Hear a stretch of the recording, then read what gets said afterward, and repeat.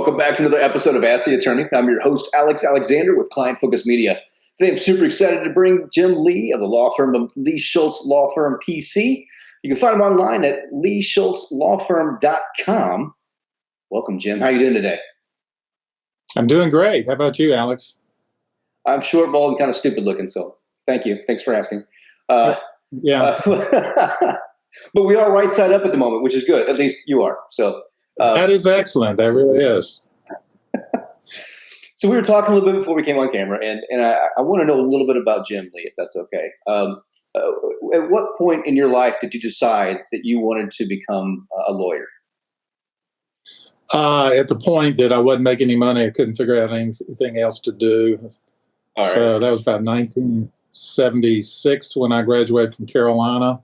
North Carolina. There's only one Carolina. So I went to Campbell Law School, graduated in about 1980, been practicing since then, started out as a trial lawyer, still am, in criminal law, and sort of evolved into domestic and civil litigation. I got A-rated by Martindale Hubbell. A lot of people don't know what that is. That's a rating service that you are judged by your peers and judges. In 1996, only about 5% of lawyers get rated at that level, and that's really early to get that rating. In the last 20 years, I've been listed in Best Lawyers in America, which is U.S. News and World Report's survey of lawyers. I'm in silly name, but it's called Super Lawyers, which is a pretty good honor. I see that. I'm a super lawyer. Yes. Absolutely, and we're in the legal elite. So our firm has been, I've got Ryan Schultz with me. He just made Ones to Watch in Best Lawyers in America. We've got we got a great staff, a great domestic staff. We do civil litigation. We're also handling with another law firm our sex abuse cases against students in our school system here. We have sued the county and the Board of Education for a long time abuse of a bunch of young men and women in the school system. So we're handling that lawsuit right now also.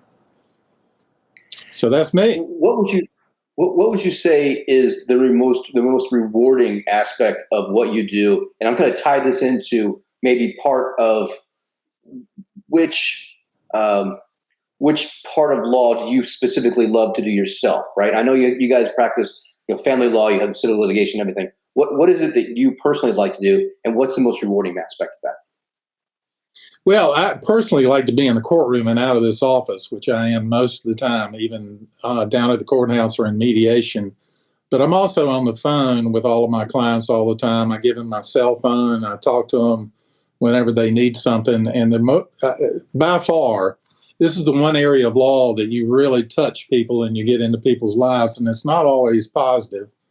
I mean, it's people are going through the worst part of their lives, but I really like being there during that period of time to talk to them. And as I've gotten older and wiser, I've gotten a good perspective on how to talk to clients and tell them the truth, be honest with them, not build up their expectations so they're let down in the end. So by far, the most rewarding thing is the relationships I have with my clients. There's going to be 10% that are always a pain in the butt, and they know who they are. But the 90% that are out there, you need to take care of, and I have great relationships with all of them. So, you started out, fresh out of law school. What did you work for? Were you work for a firm, or did you start out individual for yourself, or did you go go as counsel? What exactly did you do when you came out of school? When I came out of school, I have a hard time working for anybody. That's a real bad problem I have. I cannot take directions or orders very well. And so I came out and I was with the Attorney General's office here in North Carolina for a year. And I found out that everybody showed up to work about 10, left about 4, Monday through Friday. You weren't going to make much money. You weren't going to have much gratitude. So I went straight down here to Wilmington and joined a firm called Shipman and Lee. And I've been basically on my own ever since then, sort of building up my practice over the last 40 years. And so I've always been, I've never worked except for that 1 year for anybody and never will. And That's real just quick my before we style. go, is there any words you'd like to give anybody who's coming either in law school now or thinking about going to law school? Any words of wisdom, just maybe one little blurb that you can think of that they may be able to carry with them? Yeah, don't think it's going to be easy. It's not. It's tough. And if you want to be really good at it, you got to work, and spend the time.